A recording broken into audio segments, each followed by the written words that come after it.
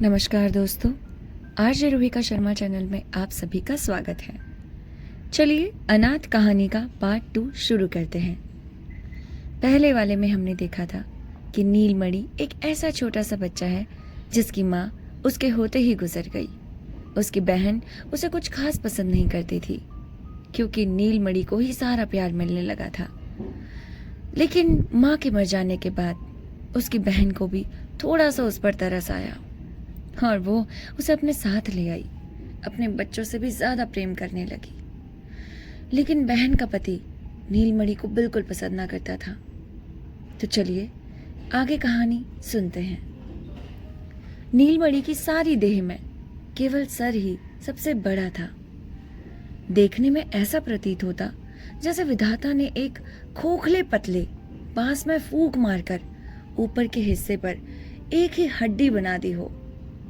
Doctor भी अक्सर भय प्रकट करते हुए कहा करते कि लड़का उस ढांचे के समान ही निकम्मा साबित हो सकता है। बहुत दिनों तक उसे बात करना और चलना नहीं आया। उसके उदासीन गंभीर चेहरे को देखकर ऐसा प्रतीत होता था कि उसके माता पिता अपनी वृद्धावस्था की सारी चिंताओं का भार इसी नन्हे से बच्चे के माथे पर लाद गए हैं। दीदी के यत्न और सेवा से नीलमणि ने अपने भय का समय पार करके 6ठे वर्ष में पदार्पण किया। कार्तिक में भैया दूज के दिन शशि ने नीलमणि को नए नए बढ़िया बढ़िया वस्त्र पहनाए, खूब सज धज के साथ बाबू बनाया और उसके विशाल माथे पर टीका करने के लिए थाली सजाई। भैया के पटड़े पर बिठाकर अंगूठे में रोली लगाकर टीका लगा ही रही थी। इतने में पूर्वोक्त मुंहफट पड़ोसन तारा आ पहुंची और आने के साथ ही बात में शशि के साथ संघर्ष आरंभ कर दिया। वह कहने लगी, हाय हाय, छिपे छिपे भैया का सत्यानाश करके ठाट बाट से लोग दिखाऊं, टीका करने से क्या फायदा। सुनकर शशि पर एक अजीब सा आश्चर्य, क्रोध और वेदना की दामिनी सी टूट पड़ी। अंत में उसने सुनना पड़ा कि वे दोनों औरत मर्द मिलकर सलाह करके नाबालिग नीलमणि की अचल संपत्ति को मालगुजारी वसूली में नीलाम करवाकर पति के फुफेरे भाई के नाम खरीदने के साजिश कर रहे हैं। शशि ने सुनकर कोसना शुरू किया। जो लोग इतनी बड़ी झूठी बदनामी कर रहे हैं, भगवान करे उसकी जीभ जल जाए। और अश्रु बहाती हुई सीधी वह पति के पास पहुंची और उसे सब बात कह सुनाई।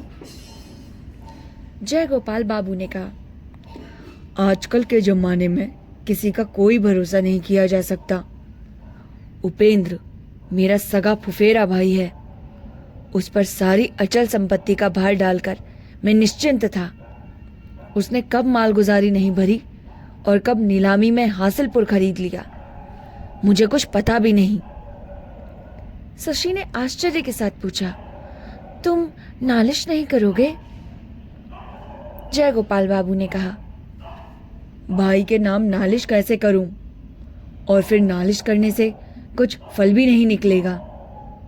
गांठ से और रुपए पैसे की बर्बादी होगी। पति की बात पर भरोसा करना शशि का कर्तव्य है, किंतु वह किसी भी तरह भरोसा न कर सकी। तब फिर उसकी अपनी सुख की घर गृहस्थी और स्नेह का दाम्पत्य जीवन सब कुछ सहसा भयानक रूप में उसके समक्ष आ खड़ा हुआ।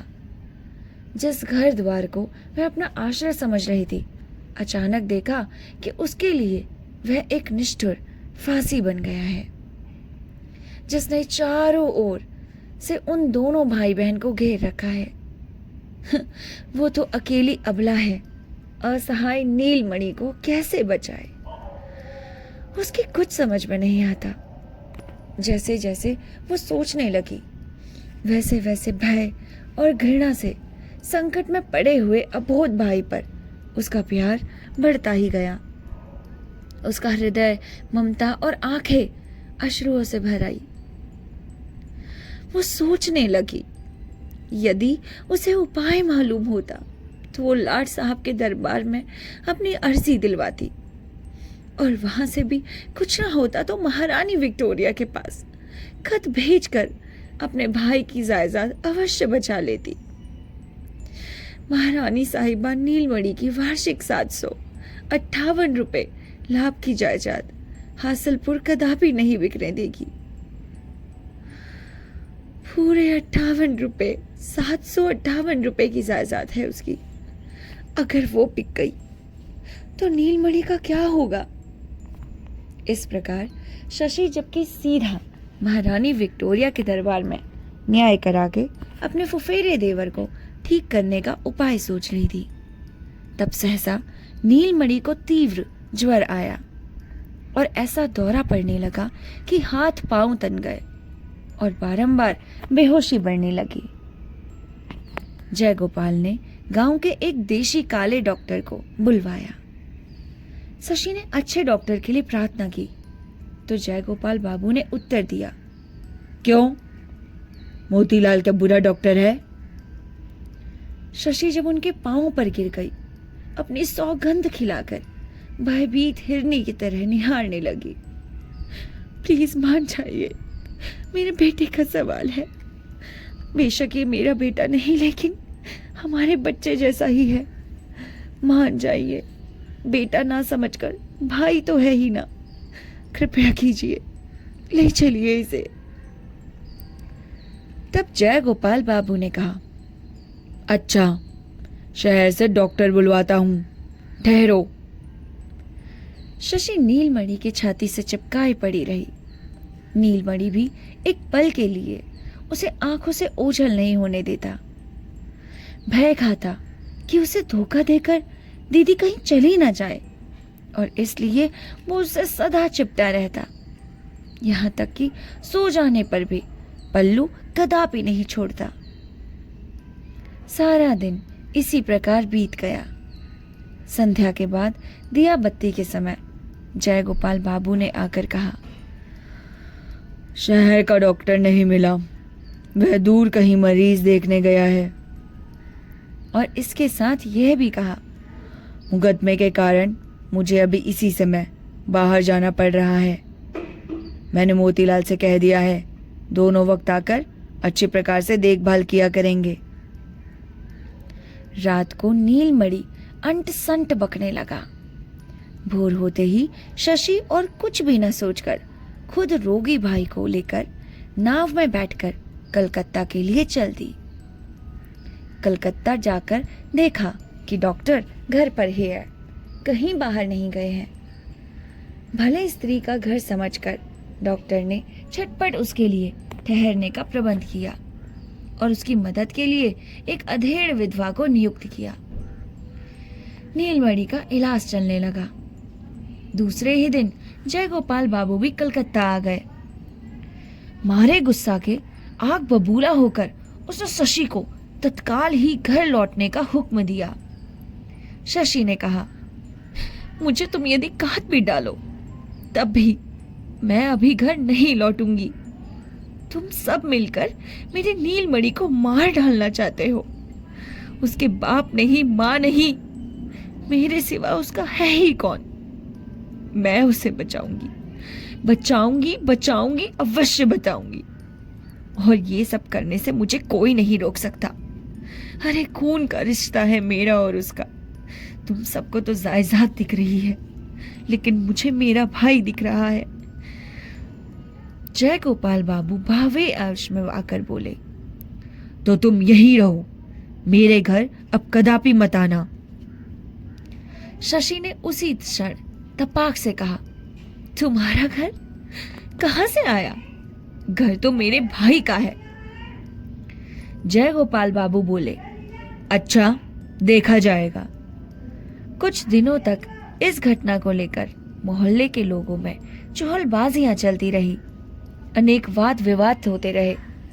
तभी पड़ोसन तारा ने कहा, अरे खसम के साथ लड़ना ही हो तो घर पर रहकर लड़ो, जितना लड़ना हो।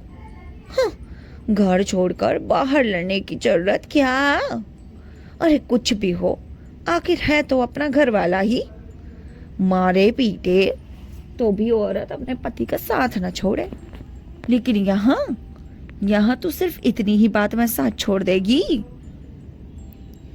हाथ में जो कुछ जमा पूंजी थी सब खर्च करके, आभूषण आदि को जो कुछ भी बचे थे सब बेचकर किसी प्रकार शशि ने अपने नाबालिग भाई को मौत के मुंह से निकाल लिया। और तब उसे पता लगा कि दुआर गांव में उन लोगों की जो बड़ी भारी खेती की जमीन थी, उस पर उनकी पक्की हवेली भी थी, जिसकी वार्षिक आय 1.5 सहस्त्र थी। वह भी जमींदार के साथ मिलकर जय गोपाल बाबू ने अपने नाम करा ली है। अब सारी अचल संपत्ति उसके पति की है, भाई का उसमें कुछ भी नहीं रहा। रोग से छुटकारा मिलने पर नीलमणि ने करुण स्वर में कहा, दीदी घर चलो, वह मेरे अपने दोस्त हैं, मैं उनके साथ खेलूंगा। वह अपने साथियों के साथ खेलने के लिए जी मचला रहा था। इसी से प्रेरित होकर वो बार बार कहने लगा, दीदी अपने उसी घर में चलो ना दीदी। सुनकर शशि रोने लगी, बोली, हम लोगों का अब कोई घर नहीं है। लेकिन रोने से क्या ही फल है दीदी। अब दीदी के सिवा इस दुनिया में उसके भाई का है ही कौन। यह सोचकर शशि ने आंखें पोंछ डाली और साहस बटोरकर डिप्टी मजिस्ट्रेट तारिणी बाबू के घर जाकर उसकी पत्नी की शरण ली। मजिस्ट्रेट साहब जय गोपाल बाबू को भली भांति जानते थे। भले घर की बहू बेटी घर से निकालकर जमीन जायदाद के लिए पति से झगड़ना चाहती है, इस बात पर वो शशि पर गुस्सा हुए। उसे बातों से फुसलाई रखकर उसी समय उन्होंने जय गोपाल बाबू को पत्र लिखा। जय गोपाल बाबू साले सहित शशि को जबरदस्ती नाव पर बिठाकर गांव ले गया। इस दंपत्ति का द्वितीय विच्छेद के बाद फिर वह द्वितीय मिलन हुआ। जन्म जन्म का साथ सृष्टिकर्ता का विधान जो ठहरा। बहुत दिनों बाद घर लौटकर पुराने साथियों को पाकर नीलमणि बहुत खुश हुआ। आनंद पूर्वक घूमने फिरने लगा। उसकी निश्चिंत खुशी को देखकर भीतर ही भीतर शशि की छाती फटने लगी। शरद ऋतु आई। मजिस्ट्रेट साहब गांव में छानबीन करने दौरे पर निकले और शिकार करने के लिए जंगल से सटे हुए एक गांव में तंबू तन गए। गांव के मार्ग में साहब के साथ नीलमणि की भेंट हुई। उसके सभी साथी साहब को देखकर दूर हट गए। निरीक्षण करता रहा। ना जाने साहब को उसमें कुछ क्या दिलचस्पी हुई। उसने पास बुलाकर पूछा, इधर आओ। कहिए साहब। स्कूल में पढ़ते हो? हाँ। कौन कौन सी पुस्तकें पढ़ते हो? नीलमणि पुस्तक शब्द का मतलब न समझ सका, अतः साहब के मुंह की ओर देखता रहा। घर पहुंचकर नीलमणि ने साहब के साथ अपनी इस परिचय की बात खूब उत्साह के साथ दीदी को बताई। दोपहर को अचकन पजामा पगड़ी आदि बांधकर जय गोपाल बाबू साहब का अभिवादन करने के लिए बाहर निकले। साहब उस समय तंबू के बाहर आकर खुली छाया में कैंप मेज लगाए बैठे थे। सिपाही वगैरह की चारों ओर धूम मची हुई थी। उन्होंने जय गोपाल बाबू को चौकी पर बिठाकर गांव के हालचाल पूछे। जय गोपाल बाबू सर्वसाधारण गांव वालों के सामने जो इस प्रकार बड़प्पन का स्थान घेरे बैठा है, इसके लिए वह मन ही मन फूला नहीं समा रहा है। उसके मन में बार बार ये विचार उठ रहे थे कि इस समय चक्रवर्ती और नंदी घराने का कोई आकर देख जाता तो कितना अच्छा होता। इतने में नीलमणि को साथ लिए अवगुंठन ताने एक स्त्री सीधी साहब के सामने आकर खड़ी हो गई। बोली, साहब, आपके हाथ में इस अनाथ भाई को सौंप रही हूं, आप इसकी रक्षा कीजिए। साहब पूर्व परिचित गंभीर प्रकृति वाले बालक को उसके साथ देखने वाले स्त्री को भले घर की बहू बेटी समझकर उसी क्षण उठ खड़े हुए। बोले, आप तंबू में आइए, मुझे जो कुछ कहना है वह मैं यही कहूंगी। जय गोपाल बाबू का चेहरा फीका पड़ गया और घबराहट के मारे ऐसा हो गया मानो अंगारे पर अचानक उसका पांव पड़ गया हो। गांव के लोग तमाशा देखने के लिए खिसक खिसक कर पास आने की चेष्टा करने लगे। तभी साहब ने बेंत उठाया और सब भाग खड़े हुए। तब फिर शशिकला ने अपने अनाथ भाई का हाथ थामते हुए उस अनाथ बच्चे का सारा इतिहास शुरू से आखिर तक कह सुनाया। जय गोपाल बाबू ने बीच बीच में रुकावट डालने की चेष्टा की, पर साहब से गरज कर उसे वहां जहां का तहां बिठा दिया। चुप रहो, और बेंत के संकेत से उसे चौकी से उठाकर सामने खड़ा होने का हुक्म दिया। जय गोपाल बाबू शशि को मन ही मन कोसता हुआ सामने खड़ा रहा और नीलमणि अपनी दीदी से बिल्कुल चिपट कर मुंह बनाए चुपचाप खड़ा सुनता रहा। शशि की बात सुन लेने पर साहब ने जय गोपाल बाबू से कई प्रश्न पूछे और उनका उत्तर पाकर बहुत देर तक चुप रहकर शशि को संबोधित करते हुए बोले, बेटी, ये मामला मेरी कचहरी में नहीं चल सकता, पर तुम बेफिक्र रहो। इस विषय में मुझे जो कुछ करना होगा अवश्य करूंगा। तुम इस अनाथ भाई को लेकर बेधड़क घर जा सकती हो। शशि ने कहा, साहब, जब तक इस अनाथ को अपना मकान नहीं मिल सकता तब तक इसे घर लेकर घर जाने का साहस मैं नहीं कर सकती। अब यदि आप इसे अपने पास नहीं रखते तो कोई भी इस अनाथ की रक्षा नहीं कर सकता। साहब ने पूछा, तुम कहां जाओगी? मैं अपने पति के घर लौट जाऊंगी, मेरी कुछ फिक्र नहीं है। साहब मुस्कुराए। ताबीज बंधे दुबले पतले गंभीर स्वभाव वाले काले रंग के उस दुखी अनाथ बालक को अपने पास रखने को तैयार हो गए। उसके उपरांत शशि जब विदा होने लगी तब बालक ने उसे धोती का छोर पकड़ लिया। साहब ने कहा, बेटा, तुम डरो मत, आओ मेरे पास आओ।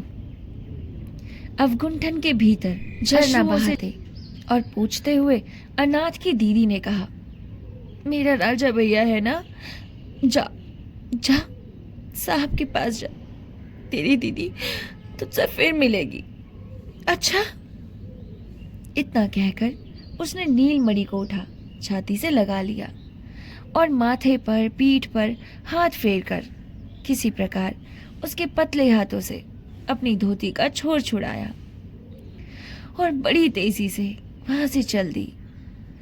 साहब ने तुरंत ही बाएं हाथ से उस अनाथ बालक को रोक लिया और बालक दीदी दीदी जोर से चिल्लाता हुआ जोर जोर से रोने लगा। शशि ने एक बार मुड़कर दूर से अपना दाहिना हाथ उठाकर अपनी ओर से उसे चुप होने के लिए सांत्वना दी और अपने टूक टूक हुए हृदय को लेकर और भी आगे तेजी से निकल गई। बहुत दिनों तक उसने अपनी पुरानी हवेली में पति पत्नी का मिलन हुआ, सृष्टिकर्ता का विधान जो ठहरा, लेकिन यह मिलन अधिक दिन तक ना रह सका। कारण इसके कुछ ही दिन बाद एक दिन भोर होते ही गांव वालों ने सुना कि रात को जय गोपाल बाबू की स्त्री हैजे से मर गई और रात को ही उसका अंतिम संस्कार हो गया। विदा के समय शशि ने अपने अनाथ भाई को वचन दे आई थी कि उसकी दीदी उससे फिर मिलेगी। पता नहीं उस वचन को वह निभा सकी अथवा नहीं, और कहानी यहीं पर ही खत्म होती है। आपको ये कहानी कैसी लगी हमें लिखकर ज़रूर बताइए। मिलते हैं आपसे नेक्स्ट कहानी के साथ। तब तक के लिए नमस्कार, अपना ख्याल रखिएगा।